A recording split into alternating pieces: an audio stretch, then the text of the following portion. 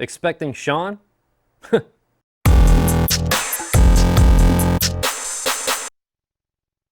What's up, everybody? My name is Rax. For those of you who don't know who I am, I host the channel RaxTheGreat here on YouTube, and with the recent release of Shenmue HD, it got me thinking, man, the Dreamcast had so many awesome games. I wonder what other games we could get as an HD re-release. So today I put a list of games together that I thoroughly enjoyed on the Sega Dreamcast. If you are a Sega Dreamcast fan, hopefully you enjoyed these games too, but these are a few games that I feel deserve some sort of HD remake or a re-release. So let's get right into it. Man, that wasn't good. So let's get right into it. Now I know what you're thinking. Why didn't he edit that out? Well, the truth is, Sean wouldn't. Really? Really? I give you a spot on my channel and you take a shot at me? F you, Rax. My editing is on point. I do not make mistakes. I just like to leave little Easter eggs in my videos for people. Right.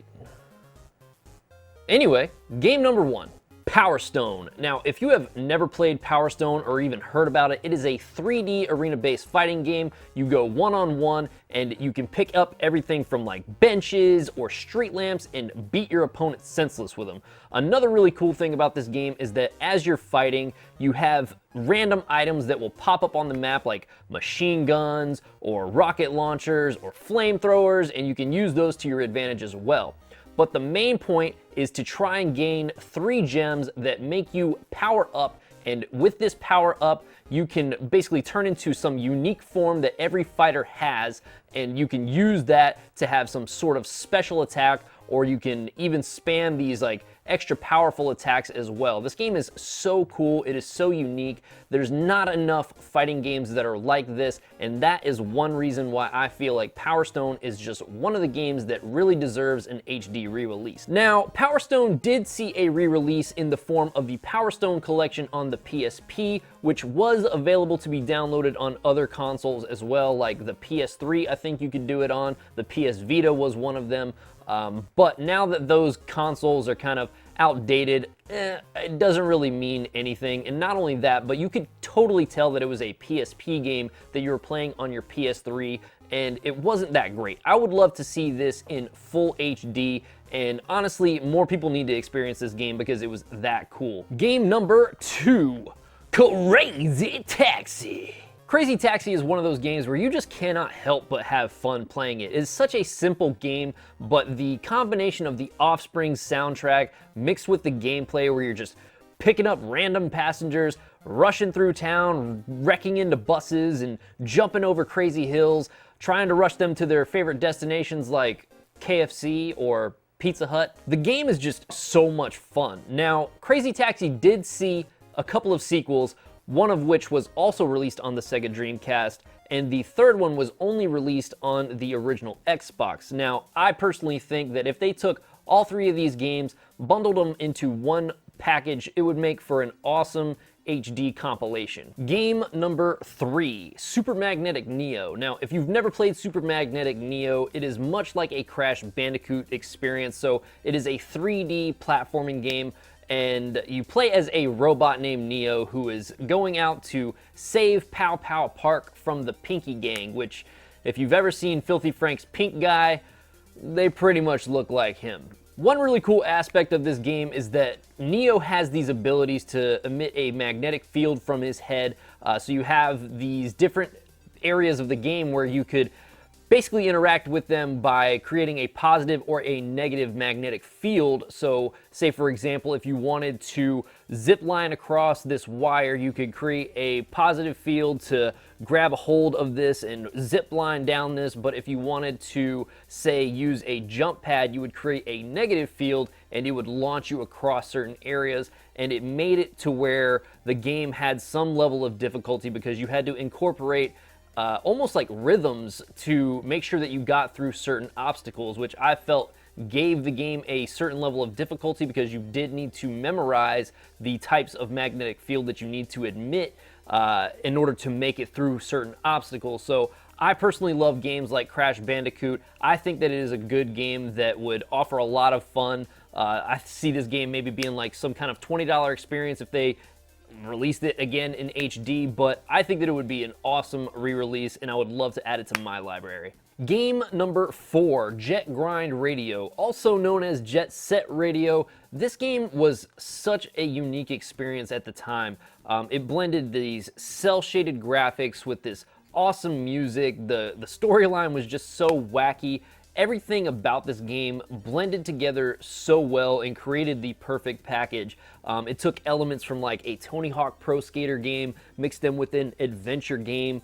You essentially played as a rollerblader who was part of this gang who pretty much had, beef with other gangs, and they just kind of rollerbladed around, did certain missions, and kind of tried to take back turf by spraying graffiti on walls, which, sounds very simple, but it made the game so much fun. Everything about this game was just so much fun. Now, this game also got an HD re-release on the 360, the PS3, a couple of other consoles as well. Honestly, I don't really care so much about getting an HD re-release. It would be awesome to get a physical copy of maybe Jet Set Radio and Jet Set Radio Future together in one package to add to, our physical libraries.